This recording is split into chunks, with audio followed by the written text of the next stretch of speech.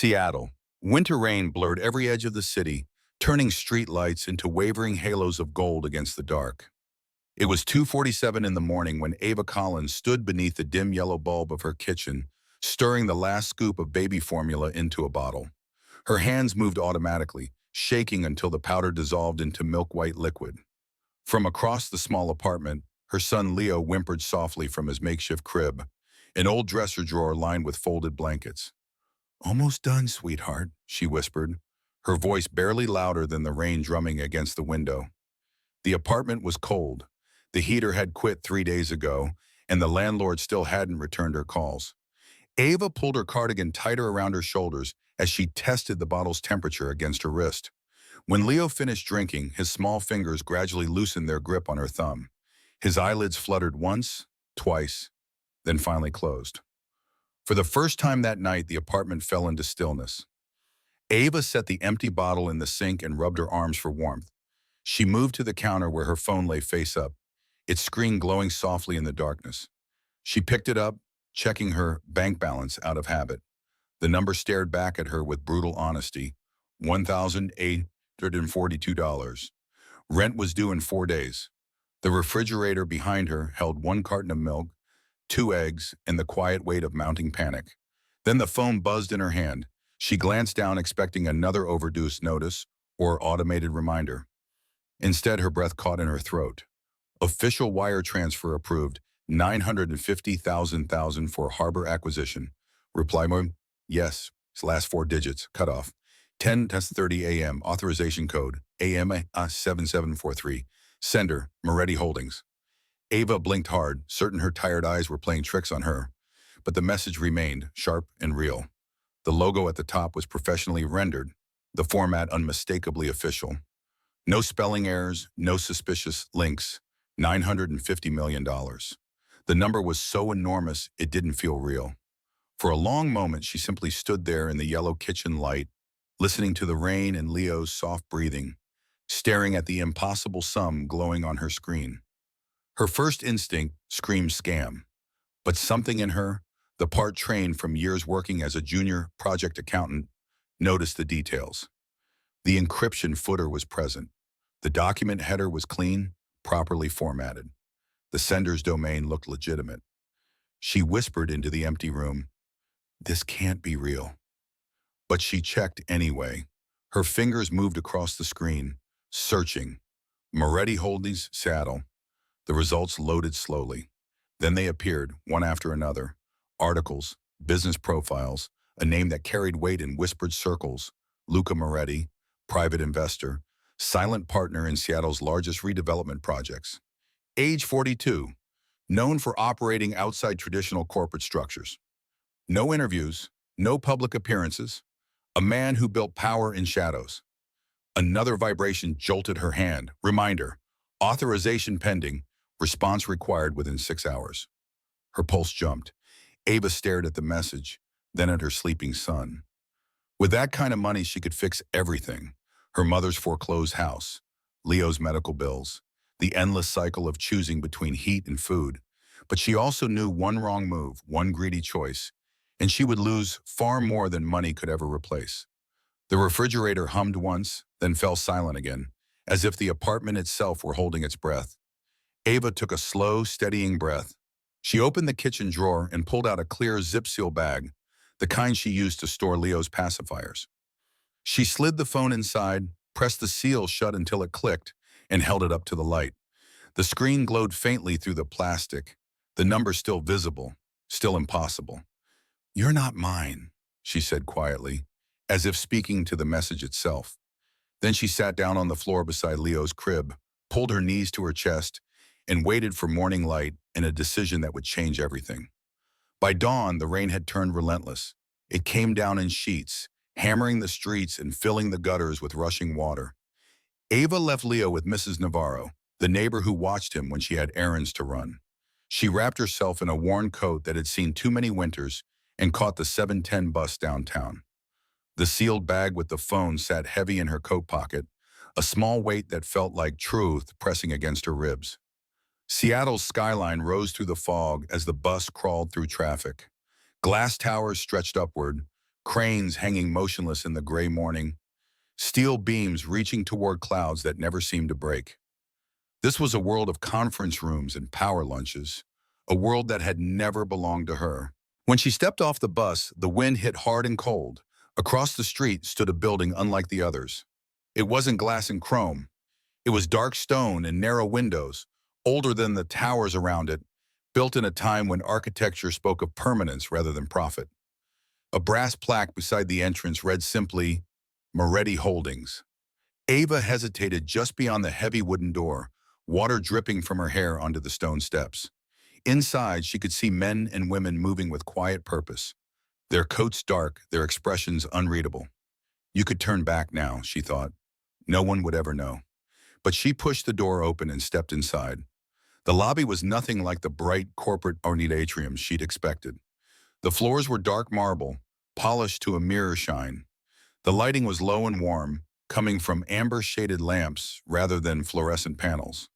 Somewhere in the background, soft jazz played, barely audible beneath the sound of rain against the tall windows. A security guard, older and sharp-eyed, looked up from his post. His gaze moved over her wet coat and exhausted face. "Can I help you, ma'am?" Ava held up the sealed bag. Her voice came out steadier than she felt. "I need to return this." "To whom?" She swallowed. "Mr. Luca Moretti." The guard's expression didn't change, but something flickered in his eyes. Caution, maybe, or respect. He reached for the phone on his desk. "Do you have an appointment?" "No." "And your name?" "Ava Collins." He studied her for a long moment, then spoke quietly into the receiver. A pause. A nod. He hung up and gestured toward a hallway to the left. "Someone will meet you." Ava walked past the guard, her shoes squeaking faintly on the marble. The hallway was lined with dark wood paneling and framed photographs, old images of Seattle's waterfront, men in suits shaking hands, buildings rising from empty lots.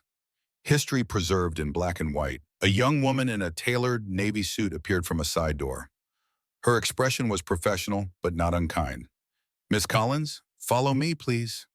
They walked through corridors that grew quieter with each turn. Fewer people, less noise. The world outside seemed to fall away, replaced by something older, more deliberate.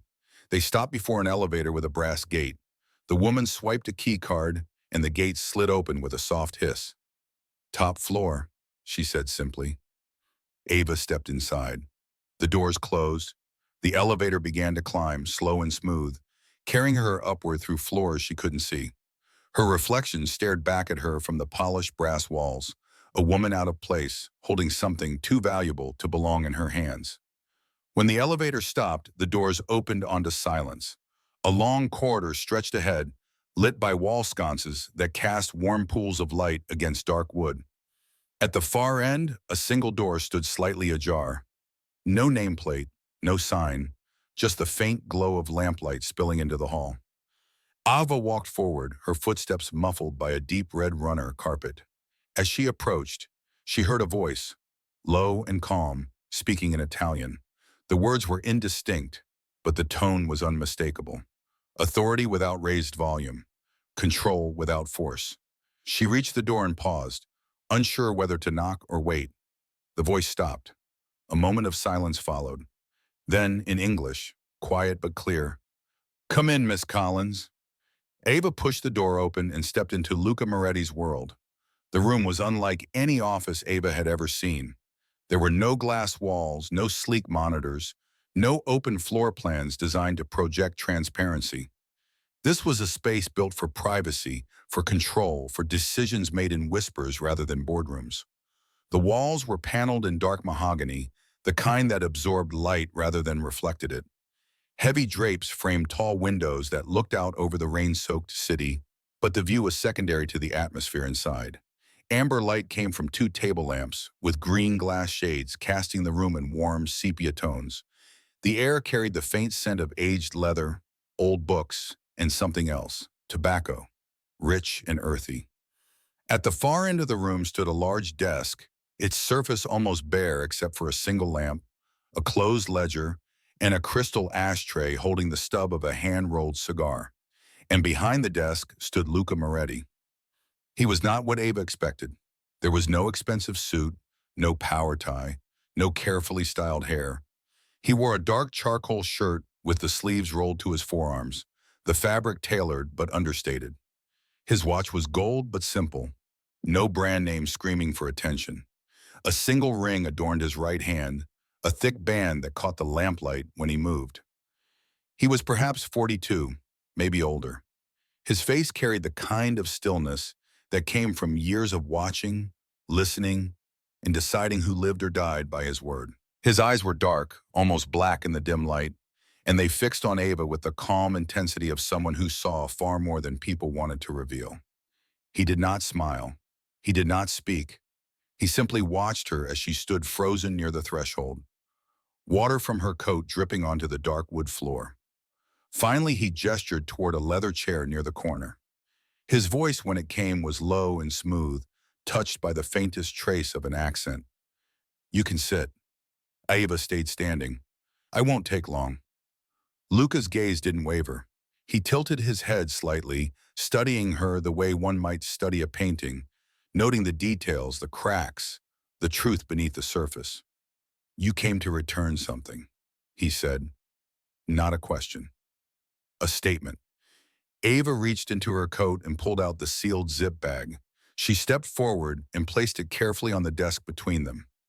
Inside, the phone screen still glowed faintly, the message from the night before still visible. "I think this belongs to you." For a moment, Luca didn't move. His eyes shifted from her face to the bag, then back again. Slowly, he reached forward and picked it up, turning it over in his hands. He studied the seal, unopened, untampered with. Then he looked at her again. "You could have ignored it." "I almost did." "What made you come?" Ava's fingers tightened around the edge of her coat pocket. "Because keeping it would cost me more than I could ever spend." A pause, long and weighty. Something shifted in his expression, subtle as a breath, recognition, perhaps, or respect. He set the bag down and pressed his thumb to the seal, breaking it open. The phone slid into his hand. He entered a code and the screen unlocked instantly. His eyes scanned the message, then the timestamp. He exhaled slowly, not in relief, but in something closer to disbelief. "Our system ran an authorization test last night," he said quietly. "A simulation. It should never have been sent outside the network." He looked up. "You intercepted it before anyone else could." "I didn't intercept anything," Ava said. "It just arrived." "Do you understand what would have happened if you hadn't come here?" She hesitated. "I didn't want to find out." Luca leaned back slightly, his hands resting flat on the desk. "Most people wouldn't have walked through that door, Miss Collins. They would have called a lawyer first. Or worse." "I can't afford a lawyer," she said simply. The corner of his mouth lifted, just barely. Half amusement, half something deeper. "Then you understand that integrity doesn't usually come cheap." "I'm not here for a reward." "I know." His voice softened just slightly. "That's why you're still standing in my office." He turned off the phone and set it aside, then leaned forward, resting his forearms on the desk. "Do you mind if I ask what you do, Miss Collins?" "I used to be a project accountant," she said, "until the company downsized last year." "Construction?" "Yes, small scale. Residential infrastructure, mostly." Luca nodded slowly as if filing the information away. Then he stood and walked to the far wall, where a large map hung in a heavy wooden frame. It was a detailed street grid of Seattle's waterfront, marked with colored pins and handwritten notes in the margins. "Then you might recognize this." Ava stepped closer, her eyes scanning the grid. The map showed neighborhoods she knew well, and then she saw it, a name printed in small block letters near the bottom edge. Brook Lane Avenue. Her throat tightened. "That's my neighborhood." Luca turned slightly, watching her reaction. "Sit?" She faced him, her voice harder now. "My mother lives there, or she did, before her building went into foreclosure." She gestured toward the map. "Are you the one taking it down?" His expression didn't change. "You think I'm demolishing it?" "I think the map says enough." The rain outside thickened, drumming against the windows like a distant army. Luca stepped closer to the map, his finger tracing a cluster of red marks near the waterfront. "I'm not the one trying to erase harbor, Miss Collins, he said quietly. I'm the one trying to save it. Ava frowned. From what? From people who see it as land, not lives. He pointed to the red marks. This project was supposed to rebuild storm defenses, affordable housing, green zones. But some of my contractors decided there's more profit in fake invoices and inflated budgets. Ava blinked, trying to follow. So you're saying, I'm saying we're bleeding millions into things that don't exist, he interrupted. And every dollar they steal is one less home rebuilt. Her mind caught on the words, fake invoices. That was a language she knew. Why are you telling me this? Luca looked directly at her, his dark eyes steady and unblinking. Because you found what half my people pretend not to see. He paused. The cost of doing the right thing. Maybe you understand it better than they do. Aviva shook her head slowly. I just returned a phone. And in doing so, he said, you returned something I thought this place had lost. What's that? Trust. The word hung in the air between them, unexpected and heavy as stone. Luca checked his watch, then looked back at her. There's something I'd like you to see. Downstairs. I don't work here. Neither do most of the people who fix things, he replied, already moving toward the door.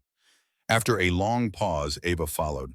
They walked down a quieter corridor, past closed doors and muted conversations.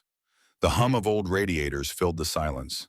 Through narrow windows, rain streaked like ink over pale light. When they reached a heavy oak door marked records, Luca produced a key from his pocket and unlocked it.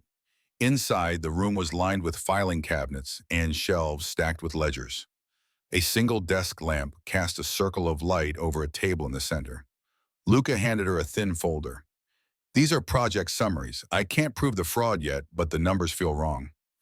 Ava opened the folder. Columns of figures filled the pages. Flood control expenses, safety inspections, vendor payments. Her eyes moved quickly, trained to spot inconsistencies. And there they were, clear as daylight. Expenses doubled overnight. Signatures from consultants who didn't exist. She flipped to the last page and saw the contractor's name stamped at the bottom. Harlan Company Contractors. I've seen this pattern before, she murmured. Padding safety budgets. Triple billing for ghost consultants. Luca studied her reaction carefully. Would you be willing to look closer? Ava hesitated, the folder heavy in her hands. You don't even know me. I know what kind of person returns $950 million she doesn't own. That stopped her cold. The lamplight reflected in his eyes, turning them softer, almost human. He reached into his jacket and pulled out a card, plain white with only a phone number embossed in black ink. No name, no title. If you change your mind, he said, call me. No obligation. Ava took the card. Her fingers brushed his briefly, and she felt the faint tremor of someone who carried too much control for too long. Then he said quietly, almost gently, you did the right thing, Miss Collins. That doesn't happen much around here. She turned to leave, but before stepping into the hallway, she glanced once more at the map on the wall behind them. The same streets, the same rain. But now they carried questions she couldn't shake. The bus jolted as it hit a puddle, spraying muddy water against the window beside Ava. She barely noticed. The folder from Moretti Holdings sat on her lap, its edges damp from the rain. Leo slept against her shoulder, warm and heavy, his small breaths steady and trusting. The city lights rippled through the fog outside, every glow a question she couldn't quiet. Why her? Why trust a stranger who showed up with a billion-dollar mistake? She opened the folder again, scanning the rows of figures under the dim overhead light. Vendor IDs, payment dates, flood prevention invoices duplicated twice in 1 week, and that signature, the one she recognized from her past job, Harlan Company Contractors. She traced the numbers with her finger, each inconsistency sharp as a blade. Someone was siphoning millions under the guise of storm infrastructure, and they'd been doing it long enough to grow careless. Her stop came too soon. She tucked the folder under her arm, climbed the narrow stairs to her building, and stepped into the hallway that smelled faintly of rain and detergent. Inside her apartment, she laid Leo down in his crib and sat at the small kitchen table. The hum of the refrigerator was the only sound. For years, she'd balanced books for small construction firms, seeing but never speaking about the tricks that kept executives rich and workers broke. Now those same tricks sat in front of her again, only multiplied by 1,000. Her phone buzzed. Unknown number. She hesitated, then answered. Miss Collins. The voice was smooth, male, professional.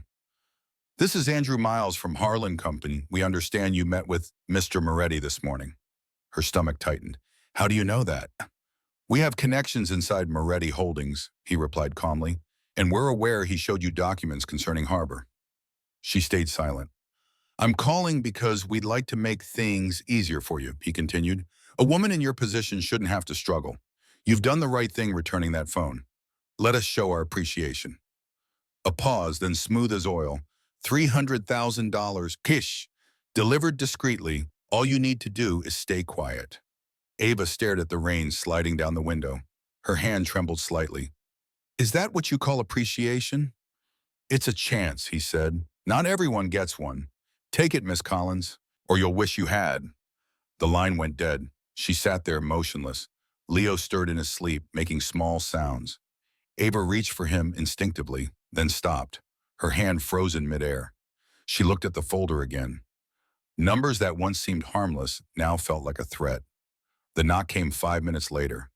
3 short raps, deliberate and measured. Ava turned off the kitchen light, her heart pounding.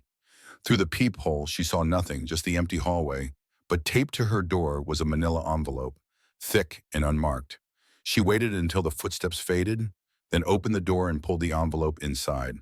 No note, no name, just cash. Thick stacks of $100 bills bound with paper bands. The faint scent of cologne clung to the paper, expensive and masculine. This was the kind of money that could erase years of hunger, bills, and fear. Her breath hitched.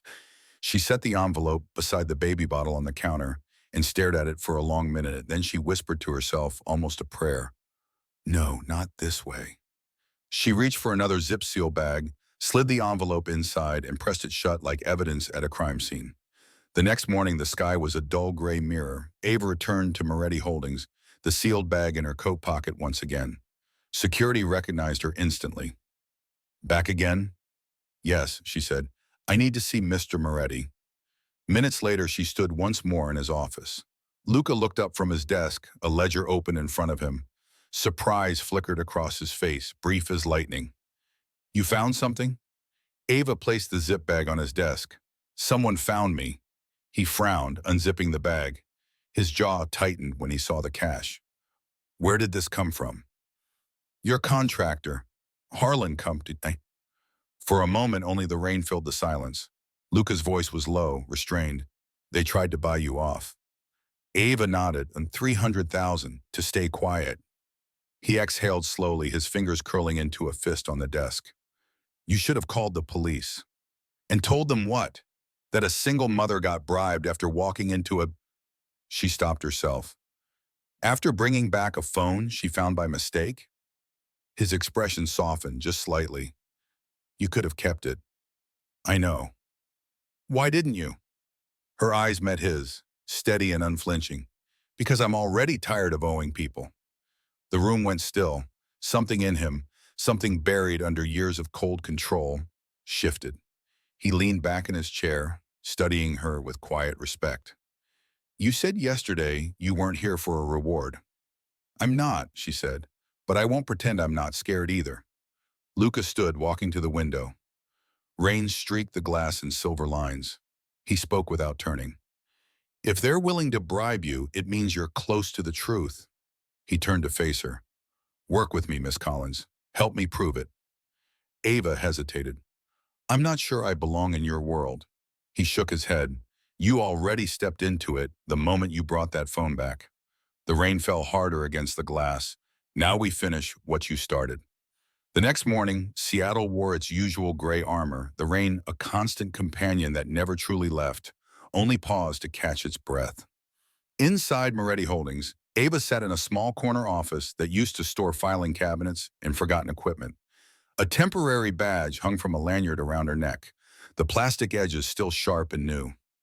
The room had no windows, just 4 walls painted a pale cream and a single fluorescent light that buzzed faintly overhead. On the desk before her lay stacks of printouts, expense sheets, subcontractor logs, vendor approvals. Each line was a puzzle piece. Every number, a potential clue. Luca's voice came from the doorway, low and unhurried. "You're really doing this." She looked up. He stood with one shoulder against the frame, arms crossed, watching her with that same measured gaze. He wore a dark gray sweater today, the sleeves pushed up to reveal forearms marked with old scars, the kind that came from a life lived outside conference rooms. "You asked me to help," Ava said simply. "I didn't expect you to start before sunrise." She gave a faint smile. "Single moms get used to working before the world wakes up."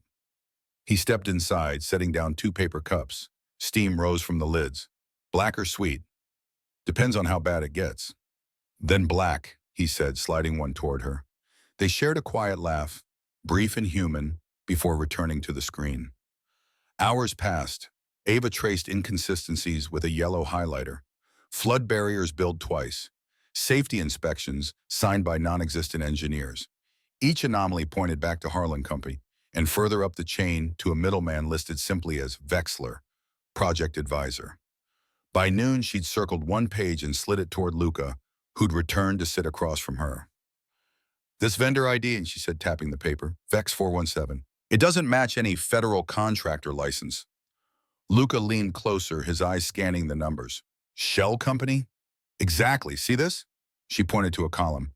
"They're routing funds through it, inflating preventive maintenance costs, then funneling the excess through this ghost account." "How much are we talking?" Aiva calculated quickly, her pen moving across a notepad. "Roughly 38 million, hidden inside a flood defense budget." Luca's jaw tightened. He turned away, staring at the blank wall as if it held answers. "That's where the missing capital went." His voice was quiet, controlled, but beneath it ran a current of cold fury. "They're gutting harbor from the inside while the city blames me for delays." Ava looked at him. "You can expose it if you move fast." He nodded, but exhaustion colored his tone. "Every name I accuse is tied to people who can bury this with one press release." "Then we go under the radar," she said firmly. "Start with the invoices. Build evidence they can't erase." Luca studied her for a moment, his dark eyes searching hers. "You talk like someone who's done this before." "I have," she said softly. "Only last time I spoke up, they let me go." Understanding passed between them, silent, incomplete. By evening, the building had emptied. The lights dimmed to a warm, amber glow. Ava packed her notes into a worn messenger bag, but before she could leave, Luca appeared in the doorway again. "I'll walk you out." They crossed the silent lobby together, their footsteps echoing on the marble floor. Outside, headlights smeared across wet pavement, and the rain came down in a steady rhythm. At the entrance, Luca stopped. "Be careful. They already know I'm involved," Ava said gently, adjusting the strap of her bag. He looked at her, conflict written across his face. "You shouldn't have to be part of this." "I already am," she replied, "because people like them count on women like me staying quiet." That stopped him. For once, the man who commanded rooms with silence had no reply. The next day, Luca called a closed meeting in a private room on the 3rd floor. Present were his legal advisor, an older man named Vincent, and his head of security, a quiet, broad-shouldered man everyone called Rocco. Aviva sat at the end of the table taking notes. "We've confirmed the shell accounts," she explained, flipping open a folder. "And here's something else." She showed them a digital signature on a safety report. W. Harris, multiple project phases, all tied to inflated cost lines. Luca frowned. "We've never employed anyone by that name." "It's a fabrication," Ava continued. "The same signature appears across documents that authorize millions in payments." Vincent, the legal advisor, leaned forward, his glasses reflecting the lamplight. "This is dangerous. If we expose it now, the board will spin it as internal scandal. Investors will panic." Luca's tone hardened. "So we do nothing?" "Not nothing," Ava said, surprising them both. "We go to federal oversight, quietly file the evidence before they can intercept it." Vincent looked uneasy. "You're suggesting we hand over internal documents against our own board?" I'm suggesting you protect the people you claim to serve, Ava replied, her voice calm but firm. Luca met her eyes across the table. For a long second, something unspoken passed between them. Trust, maybe, or respect carved from shared risk. He finally said, prepare everything. I'll take the fall if I have to. That night, Ava returned home exhausted. Leo was already asleep, his small chest rising and falling in steady rhythm. She sat beside the crib, watching him in the dim light from the hallway. She whispered, we're okay, baby. Just a little longer. Then her phone buzzed. A new message, encrypted, unsigned. You don't know what you've started, Miss Collins. Harbor isn't yours to save. Her hands tightened around the phone. For the first time, the fear was real, but so was her resolve. She turned off the screen, exhaled slowly, and whispered into the dark. They're right about one thing. It isn't mine, but it's worth saving anyway. Morning came muted, gray and heavy with fog. The city felt like it was holding its breath, waiting for something to break. Inside Moretti Holdings, Ava stood before a copy machine, feeding document after document through the scanner. Her eyes burned from lack of sleep, but her hands moved steadily, methodically. Each file was a brick in the invisible wall she and Luca were building. Proof. At 8:15 a.m., Luca entered quietly, his coat damp from rain. How long have you been here? Since 4. You're going to burn out. Not before they do. He almost smiled, but the look in his eyes wasn't pride. It was worry. They moved to a small conference room where no one else worked, a space Luca kept locked unless he was using it. On the whiteboard, Ava had drawn lines connecting names and companies. Vexforce 7, Harlan Company, Board Procurement Division. At the palm, by an red marker, internal leak. Luca circled the last phrase with his finger. We still don't know who inside is feeding them information. Ava turned to him. Every leak starts with access. Only 6 board members can see these authorization codes as someone close to you. He nodded grimly, which means any move I make will trigger suspicion. Then I'll move instead, Ava said. You? I'm invisible here. No one notices the woman with the temp badge. Luca hesitated, then said, all right, but if anyone asks, you're auditing legacy accounts for compliance. Keep your phone off grid. By noon, Ava sat at an empty workstation 2 floors below, tracing a digital trail through archived emails. She wasn't looking for words. She was looking for patterns. Repeated timestamps, the same attachments, renamed. Then she saw it. An email forwarded from HarborCare internals to an address ending in marmacholdings.com. The sender's ID made her breath catch. Board member, C. Densori. She froze. Densor, the man who publicly praised Harbor as a model of ethical redevelopment. The man who sat across from Luca in every meeting, nodding with concern, demanding accountability. Ava copied the metadata and saved it to a flash drive labeled H-Truth. Her pulse quickened. She grabbed her coat and hurried toward the executive floor. Luca was mid-conversation with Vincent when Ava slipped him a folded note. Need 5 minutes. Urgent. He excused himself and joined her in the hallway, his expression shifting from curiosity to concern. What is it? She handed him the flash drive. I found your leak, Densor. Luca's expression hardened, his jaw tightening. You're certain? I traced an internal authorization file sent directly to Marmac Holdings. It's a shadow partner of Harlan Company. He stared at the drive, processing the weight of what she'd uncovered. That explains how they knew about every audit before we even started. Ava lowered her voice. You need to move now, before he buries the evidence. But before Luca could reply, his phone vibrated. He glanced down and his face changed. What is it? She asked. He turned the screen toward her. It was a breaking news alert. Anonymous source leaks internal audit from Moretti Holdings, suggesting corruption inside Harbor Project. Aviva's throat tightened. That's our data. Someone leaked it, Luca said quietly, before we could verify it. The next hours blurred into chaos. Reporters swarmed the building's entrance. News vans lined the street outside. By evening, Luca's office was surrounded by lawyers, advisors, and security personnel moving with grim efficiency. Ava sat in a corner chair, silent, watching Luca face the onslaught. Vincent snapped, his voice sharp with frustration. You realize what this means? The feds will open an investigation. Our financial standing will collapse. The board will hang you for negligence. Luca replied evenly, his voice calm as deep water. If the truth is out, it's worth it. Vincent lowered his voice, leaning closer. Not if it destroys everything you've built. Luca turned to Ava. We need to know who leaked it. Was it sent from your terminal? Her stomach twisted. No, but the files were on my drive. He inhaled sharply. Then someone accessed your station. Meaning they knew I was working with you, she said. He met her eyes. And now you're in danger again. That night, Ava left the building under security escort. Rocco walked beside her, his presence quiet but unmistakable. The city outside was louder than usual, sirens wailing, traffic snarled, news vans buzzing around the corporate district like wasps. She reached home, locked the door, and pressed her forehead against the cool wall. Leo stirred in his sleep.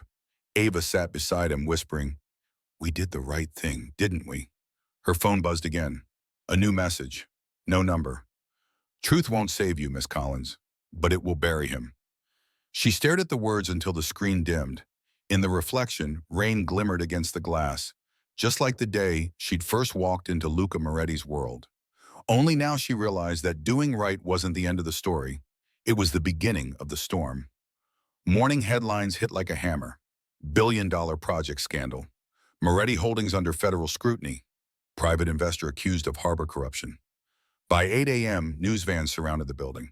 Flashbulbs exploded behind the glass doors of the lobby. Inside, Ava waited in the elevator, her reflection pale in the mirrored walls. Her temporary ID badge felt heavier than ever. When the doors opened, she stepped into chaos. Staff whispering in clusters, screens flashing with news feeds, lawyers moving fast, their briefcases like weapons. At the end of the hall, Lucas stood before the boardroom doors. His face was controlled, but his eyes carried shadows of exhaustion. He wore a black suit today, perfectly tailored, the kind of armor men wore when facing judgment. You shouldn't be here, he said quietly as she approached. I started this with you, Ava replied. I'm not running now. This isn't loyalty, it's danger. Maybe both. He looked at her for a long moment, then nodded. Stay close. Don't speak unless you have to. Inside the boardroom, the atmosphere was electric with tension and accusation. 12 board members sat around a long mahogany table, their faces carved from stone and suspicion. At the head sat Charles Densore, impeccably calm, his voice smooth as polished glass. Mr. Moretti, he began, folding his hands on the table, the leaks have placed this organization in jeopardy. The SEC is calling for an emergency audit. Our financial standing has fallen 18% in one day. Investors are demanding your resignation. Lucas stood at the far end of the table, hands resting lightly on the back of a chair. His voice was steady, controlled. If you believe I'm behind this, you're mistaken. Then who? Densore asked, tilting his head slightly. Luca didn't answer. Densore leaned forward, his tone sympathetic but his eyes cold. You built Harbor. You signed every contract. If fraud occurred, the responsibility falls on you. Ava sat in a chair against the wall, her hands cold in her lap. She watched Densore carefully, noting the smallest flicker behind his composure. Control, satisfaction.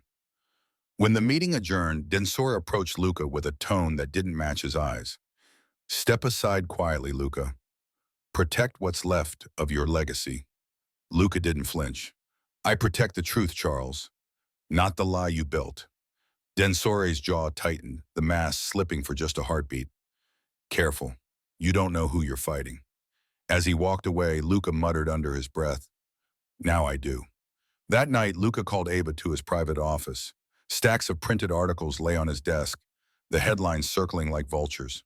He poured coffee from a silver pot, his hands steady only on the surface.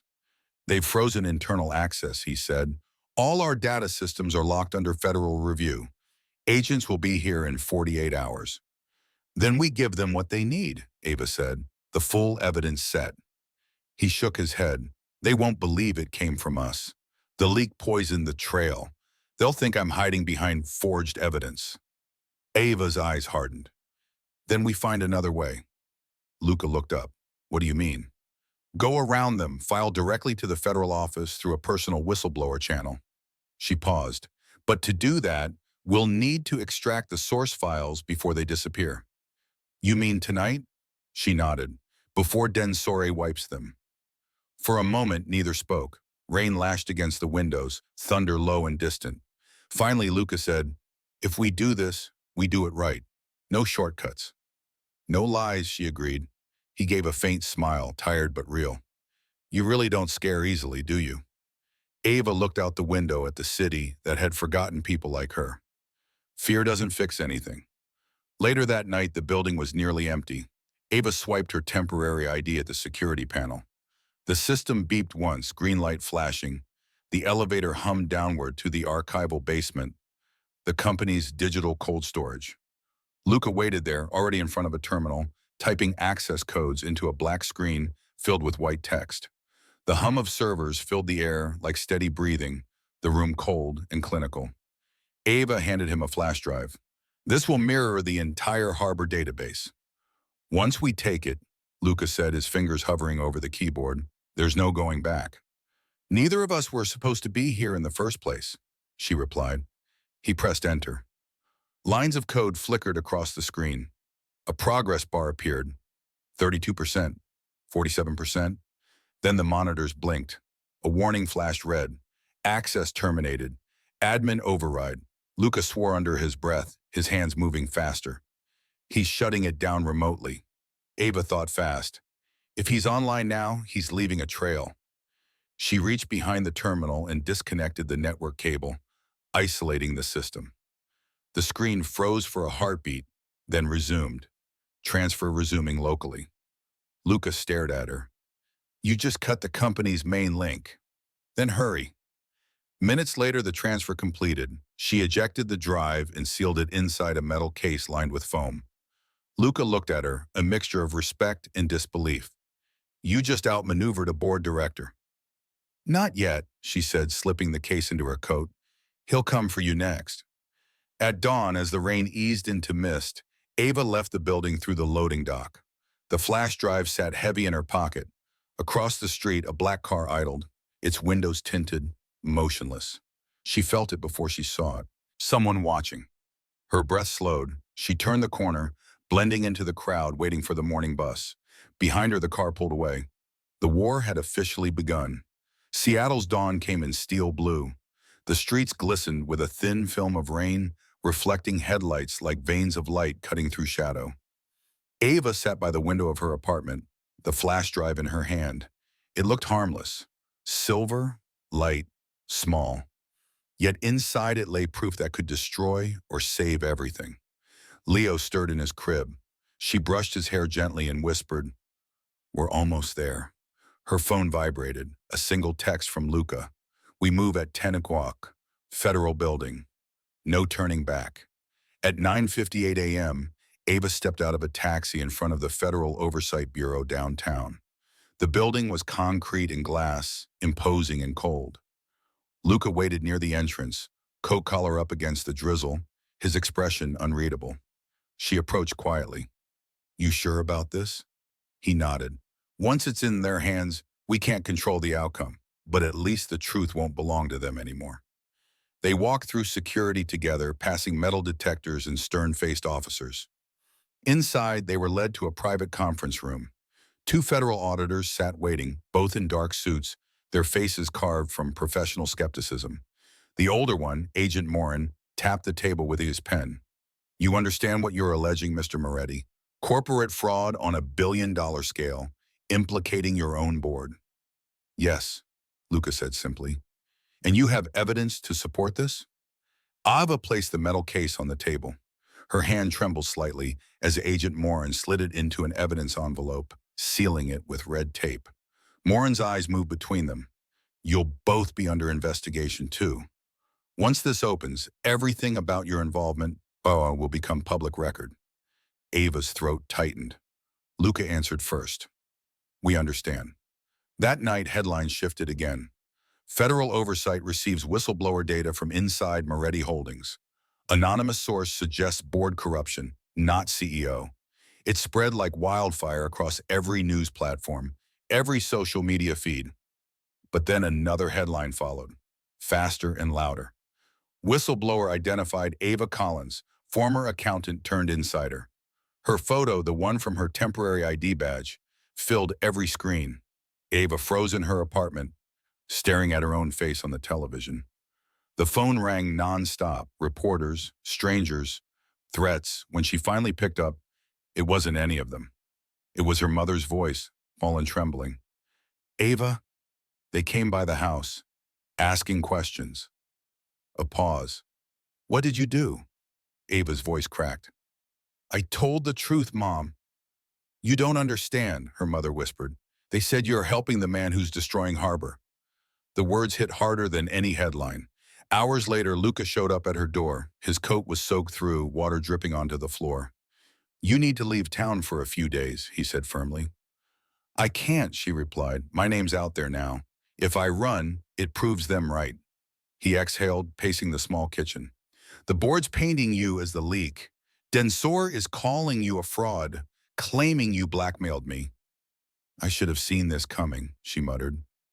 Truth doesn't scare them. Losing control does. Luca stopped pacing, his voice low and urgent. Ava, this is what they do. They twist good people until they give up. She looked up at him, her eyes tired but defiant. And you didn't? He met her gaze. I had to learn not to. That night, Luca drove her to a safe location, a small storage loft above a retired associate's print shop. The hum of rain followed them inside, steady and relentless. She sat on a wooden crate, exhausted. They'll come after you next, she said. They already are, he replied quietly. But they forgot something. What? He looked at her with quiet resolve. You and I are not the story they think they're writing. For a moment, silence filled the room. Two people who'd done the right thing now hunted for it. The next morning, the Federal Bureau confirmed part of their findings. Falsified invoices tied directly to Marmok Holdings, Densor's shell partner. But the twist came when investigators discovered hidden contracts inside the Harbor files. They weren't from Harlan Company. They were government permits, signed off months ago. Ava studied the printout in disbelief. These aren't fake. They're official city approvals. They were planning the demolition months before the fraud started, she said slowly. Luca's expression darkened, meaning this isn't just corporate corruption. The city's involved. The truth had shifted. The enemy was bigger than either of them had imagined. He looked out through the rain-blurred window and said quietly, We were trying to save Harbor from the board, but now it's the whole system. Ava nodded slowly, her voice steady. Then we don't stop at them. Rain hit the windows like static, relentless and cold. Every news channel in Seattle carried the same headline, looping on repeat like a broken record. Whistleblower Ava Collins, hero or accomplice. Split screens showed her photo beside Luca's. The captions twisting the truth with surgical precision. Single mother caught in billion-dollar scandal. Did she help cover the fraud before exposing it? By the time Ava reached the print shop loft, her inbox overflowed. Half the messages were praise. You're brave, you're a hero. And half were venom, you're a liar, you're destroying jobs. Luca was already there, staring at the muted television. The light from the screen washed the room in cold blue. He didn't look up. They're turning it into entertainment. Ava dropped her coat on a chair. They always do. If they can't discredit the story, they'll discredit the people. He turned, his eyes sharp. Then we stay louder than the lie. That evening, Densori held a press conference from the steps of Moretti Holdings. His tone was calm, rehearsed, sympathetic. We regret the actions of Mr. Moretti and Miss Collins, who appear to have falsified data to protect their own interests. Moretti Holdings will fully cooperate with the authorities to ensure transparency and accountability. Ava watched from the loft, fists clenched. He's flipping it, making us the criminals. Luca said nothing. He was writing something longhand on a notepad, his handwriting sharp and deliberate. What are you doing? She asked. Drafting a statement, not for the press, for the employees. He handed her the paper. If integrity costs us everything, then that's the price I pay. But Harbor was never built for profit. It was built for people. And no board, no lie, No threat will change that. Ava stared at the words. You'll lose everything if you release this. Luca looked at her, steady and calm. We already did. Now we fight to keep what still matters. Later that night, Ava's phone rang again. Unfamiliar number. She hesitated, then answered. Miss Collins. The voice was low, official. This is Agent Morin. We need you to come in immediately. Her pulse quickened. Is something wrong? There's been an update. We traced several payments from Marmac Holdings. One went directly to a city council member. Ava's breath caught. You're saying the city was bribed? Worse, Morin said. We think the demolition permits were backdated to legalize the fraud after the money moved. She went silent. Ava, he added, his tone softer, we'll need your statement and the drive. She hesitated. The drive's not safe here. Then make sure it doesn't disappear, he said, and hung up. The next morning, the air felt thicker, heavier. Ava and Luca sat in his car outside the federal building. He looked out the windshield at the gray stone steps leading to the entrance. If the city's involved, this will go beyond corporate scandal, he said quietly. You understand what that means? That we'll both be buried before it's over, Ava said. He turned to her. Then we make sure it counts. They walked in together, passing cameras, whispers, and the cold marble echo of judgment. Inside, Agent Morin led them to a private room. On the table sat two files, one stamped confidential, the other sealed by court order. Morin opened the first. We have enough to indict the contractor in Dinsori, but if we touch the city files, the mayor's office will retaliate. We'll need you to testify publicly. Ava felt the room close in. You mean as the face of this? Yes, Morin said. You're the only one with first-hand evidence. Without your statement, the case won't hold. Luca spoke before she could. She's already risked her life once. I'll testify instead.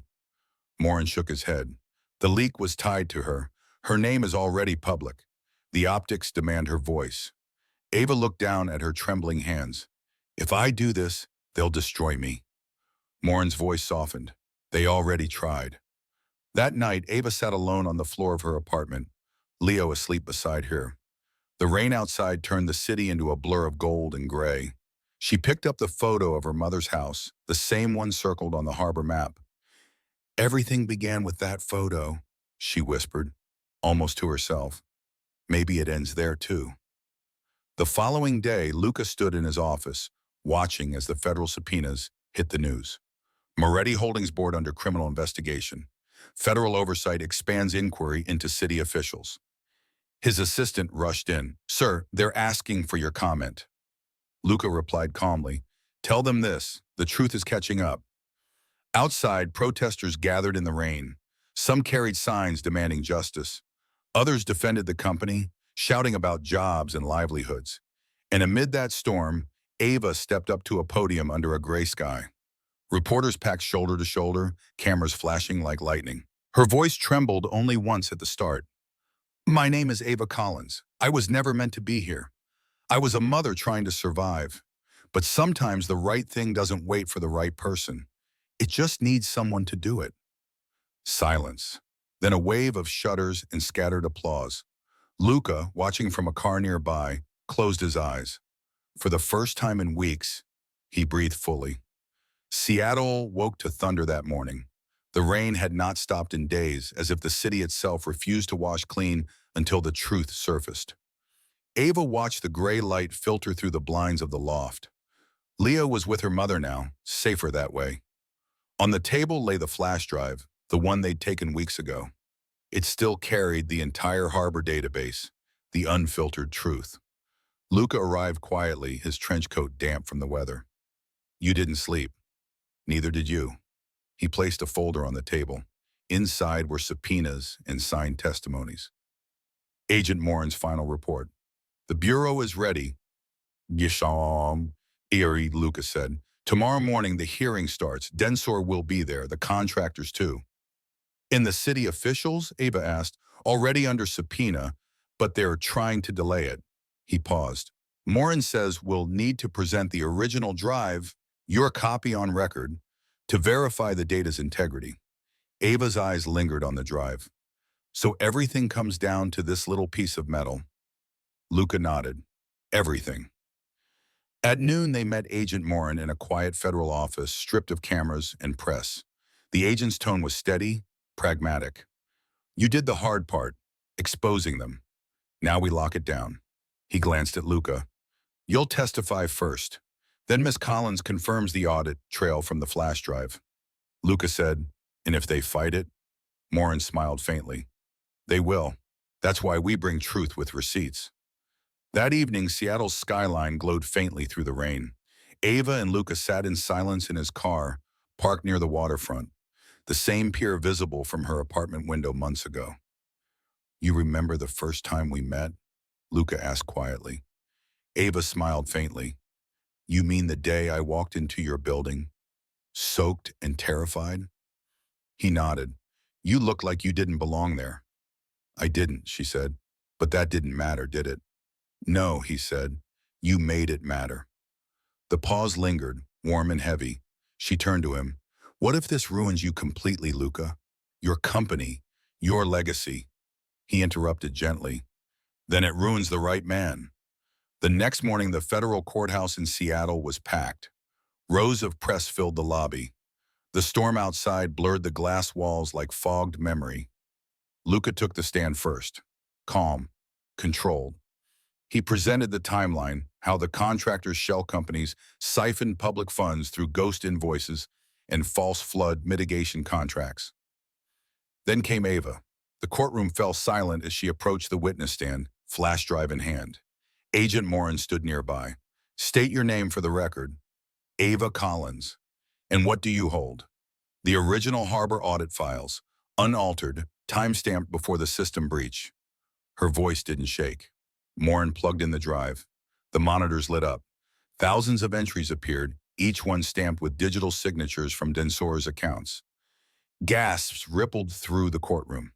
One by one, the names of contractors, city clerks, and board members appeared, tied to illegal transfers.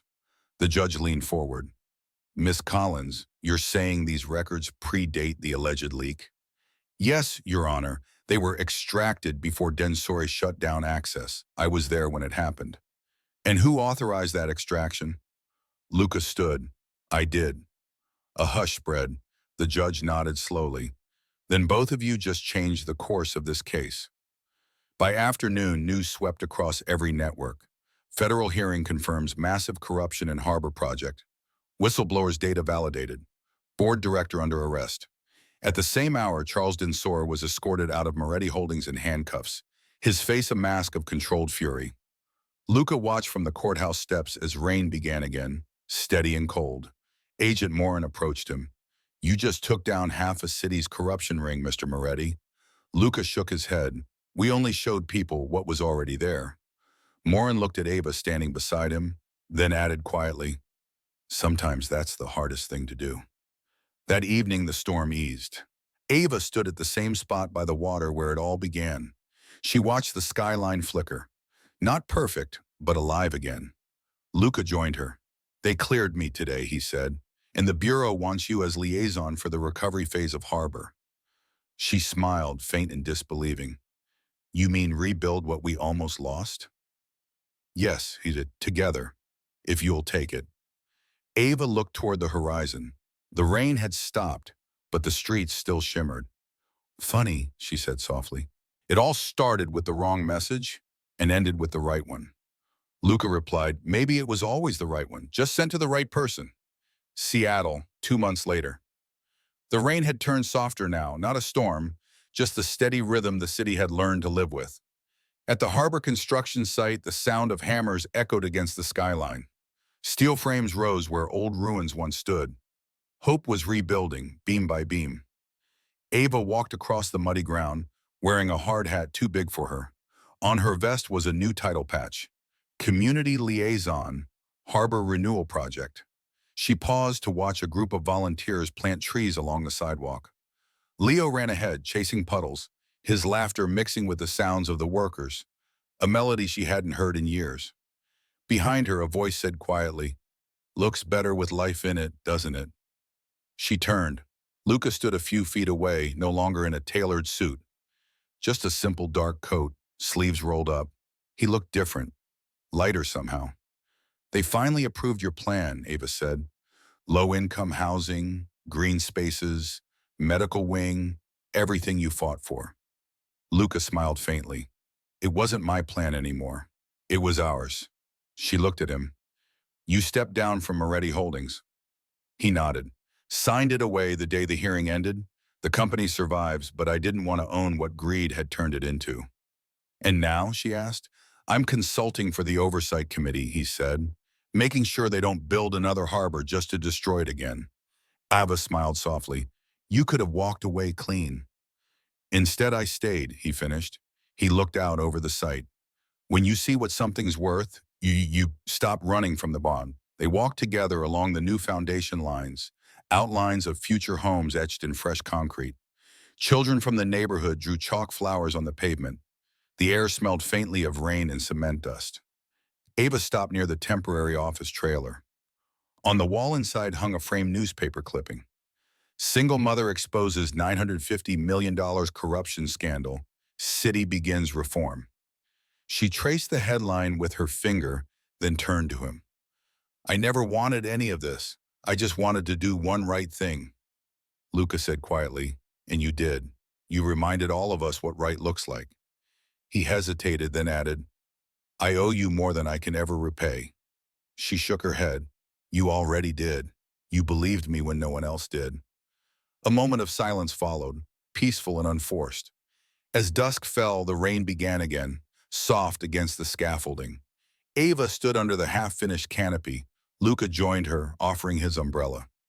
You still afraid of big money? He asked quietly. Ava smiled, remembering her words from long ago. Still am, but now I know what to do with it. He chuckled. Me too. They watched the city lights flicker to life through the drizzle. Workers packed up for the day, laughter fading into the distance. Ava looked toward the horizon, harbor reborn beneath a gray sky. For once, she said, it feels like the rain's on our side. Luca glanced down at her, his eyes warm. It always was. We just had to walk through it. She met his gaze. No grand gesture, no promises, just quiet understanding. Two lives crossing at the point where truth met grace. Spring came late that year in Seattle. The rain didn't stop, but it changed, softer now, warmer, like something had finally forgiven the city. Ava stood at the new Harbor Community Center, sunlight slipping through the glass roof that still glistened from the drizzle. The building smelled of fresh paint and cedar, new but rooted in old soil. Volunteers moved between tables, hanging signs for the opening ceremony. Children ran across the polished floor, their laughter echoing in the atrium. Leo, now walking sturdier and taller, tugged at Ava's sleeve. Mama, outside! She laughed. In a minute, sweetheart. Luca arrived quietly. No press, no entourage. He wore the same dark coat from that last rainy day. He paused at the entrance, watching the people fill the space. Families, workers, neighbors who'd fought to stay. Ava turned and saw him. You made it. I wouldn't miss it, he replied. You built this. We built this, she corrected. He smiled, the kind that reached his eyes this time. As they walked through the hall, Ava stopped by a wall plaque newly mounted near the entrance. It read, The Harbor Promise Integrity is the foundation of every home, dedicated to the people who chose what was right, even when it cost everything. Underneath, 3 names engraved in brass. Ava Collins, Luca Moretti, Agent Daniel Morin. Ava traced her name with her fingers, then looked up at Luca. He insisted we include you, Luca said. Morin? Luca nodded. He called it your wall of proof. Ava laughed quietly. He's still with the Bureau? Yes. And he says next time we find corruption, we call him before hacking mainframes. She smiled. No promises. They stepped out onto the terrace. The rain had turned to mist, hanging low over the harbor.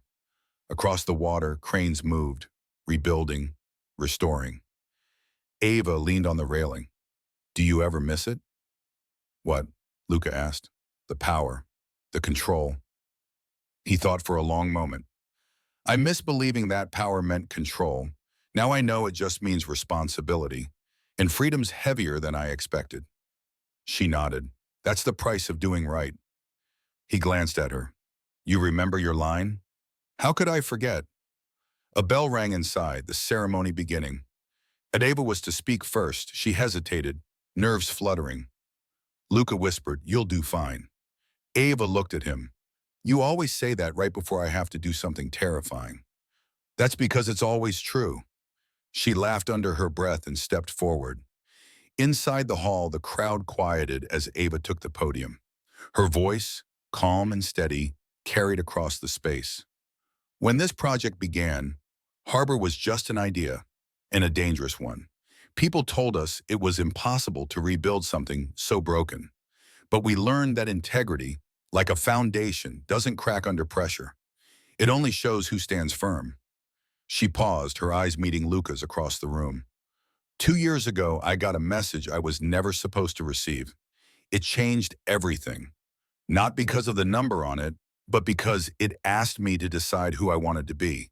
And I think that's the question a Harbor asks all of us now. Who do we want to be when no one's watching? Applause filled the hall. Luca watched her step down from the podium, sunlight catching her face. For the first time since this began, she didn't look like someone surviving. She looked like someone becoming. Later, when the crowd dispersed, Ava walked outside again. The rain had stopped entirely. The sky, for once, was open. Luca joined her, holding 2 cups of coffee. He handed her one. No press, no secrets, just quiet, he said. Feels strange, Ava admitted. Good strange? She nodded, like the calm after the storm.